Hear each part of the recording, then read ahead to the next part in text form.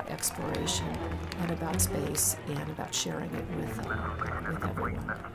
The smiles on their faces and the extreme joy, they were really happy to be doing what they were doing.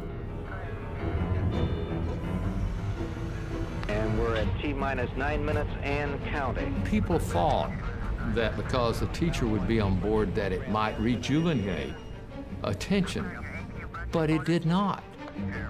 T-minus 7 minutes and counting. There weren't that many members here of the press. Pilot Mike Smith has given an... The mission has already been postponed several times due to mechanical problems and bad weather.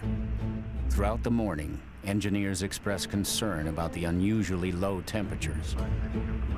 At 11:38 a.m., Challenger is cleared for launch. Ground launch sequencer program has been initiated.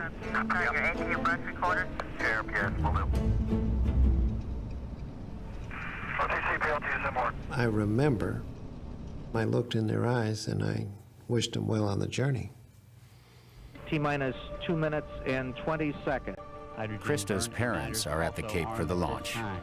Sound suppression system now armed. I've done a lot of launches on the top of the launch control roof out here, and I've seen families. They're worried, they're scared, they're in tears. That's not nice. T-minus 10, 9, 8, 7, 6. We have main engine start. 4, 3, 2, 1, and liftoff. We heard ignition, we heard liftoff. I heard the call throttle down. Everything was looking normal. I was watching the main engines. Roger, roll, Challenger. You're sitting there quietly rooting for them. You're sitting there quietly saying, "Go, Challenger, go, Challenger." Challenger now heading down range. Preparing to rethrottle the engines back up to 100%. It seemed to be just kind of crawling in space. One for the Guinness Book of Records with the size flight crew aboard. Go and throttle up. 3,305.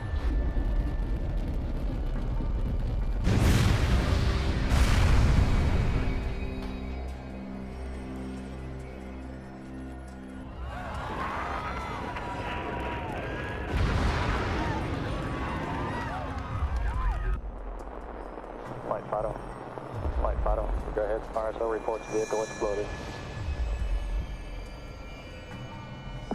Flight controllers here looking very carefully at the situation. Seconds later, I happened to see sort of a flicker over on the TV. Flight GC, we've had negative contact, lost downlink. Okay, all operators, watch your data carefully.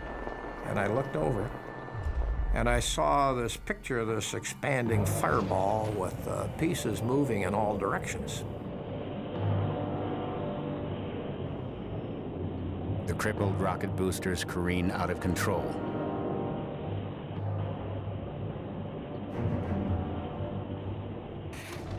Specially declassified footage shows them being remotely destroyed. We have a report from the flight dynamics officer that the vehicle has exploded. We're working. Flight director confirms that. Okay. We are looking at checking with the recovery forces to see what can be done at this point. I knew instantly that none of them could possibly survive because we didn't have parachutes, we didn't have pressure suits, and at the altitude that they broke up at, there was no way they were going to maintain consciousness. It was immediately obvious to me that we had lost the entire crew. It didn't look normal. And I knew that from the amount of training that we had had and from the launch that we had seen previous that Krista and I had witnessed. We are now looking at all the... Very, very sad time. I felt horrible. It was a huge loss, and it always will be. I believe every person in mission control came to grips with his demons that day.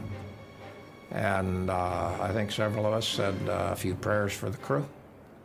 And we also prayed for the team in mission control, the team in launch control, and those people would have to live with the aftermath of this accident. Don't reconfigure your console. Make hard copies of all your displays. Make sure you protect any data source you have.